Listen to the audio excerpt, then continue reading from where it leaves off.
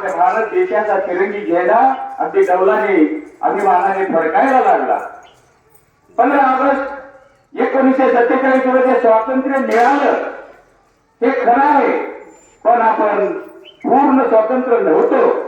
आपल्या भारत देशाचा राज्यकारभार हा कशा पद्धतीने चालवायचा, शासनाची निवड कशी करायची, अधिकार पदे कोणाला द्यायची आणि नागरिकांना कोणते हक्क असावेत हे अजिबात ठरलेलं नव्हतं. आणि त्या कालखंडात या भारत देशातील विद्वान व्यक्ती doctor Rajendra Prasad, Pandit Nehru, Lokmanya Tilak, Lal Bahadur Shastri, doctor Babasaheb Ambedkar, doctor Sarojini Naidu, Sardar Patel आणि मौलाना आझाद यांच्यासारख्या असंख्य व्यक्ती एकत्र येऊन एका संविधान समितीची स्थापना केली आणि त्या समितीचे अध्यक्ष होते डॉक्टर राजेंद्र प्रसाद. आणि त्यात अनेक समित्या होत्या, पण महत्वाची समिती होती मसुदा समिती. आणि त्या मसुदा समितीचे अध्यक्ष होते डॉक्टर बाबासाहेब आंबेडकर. डॉक्टर बाबासाहेब आंबेडकर यांनी संपूर्ण जगाचा विचारपूर्वक अभ्यास करून तोरण मापून शब्द घालून या देशाचं संविधान लिहिलं. ते संविधान लिहिण्यासाठी त्यांना 2 वर्ष 11 महिने 18 दिवस लागले होते. आणि ते संविधान लिहिल्याच्या नंतर त्या समितीतील 308 सदस्यांनी त्याच्यावर सह्या केल्या आणि 26 नोव्हेंबर 1949 ला सभागृहामध्ये अध्यक्षाकडे दाखल केलं. अध्यक्षांनी ते स्वीकारलं, मान्यता मिळाली, पण ते अंमलात आले नव्हते.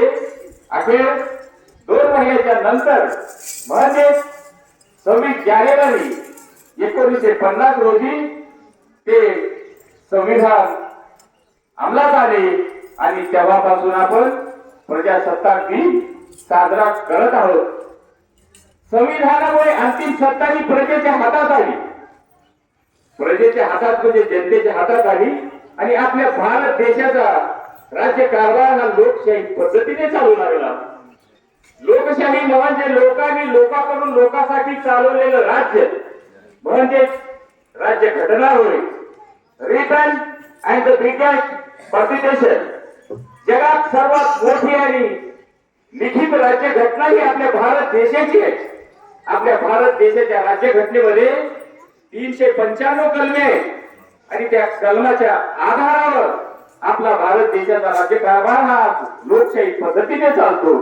दुसरा मुद्दा आहे 26 जानेवारी लाच आपण प्रजासत्ताक दिन का साजरा करतो, तर 31 डिसेंबर 1919 ला लाहोर येथे अधिवेशन झालं आणि त्या अधिवेशनात पंडित जवाहरलाल नेहरू यांनी रावी नदीच्या काठी तिरंगा फडकावून भारताच्या पूर्ण स्वातंत्र्याची घोषणा केली होती की 26 जानेवारीलाच प्रजासत्ताक दिन साजरा करण्याचे ठरले होते.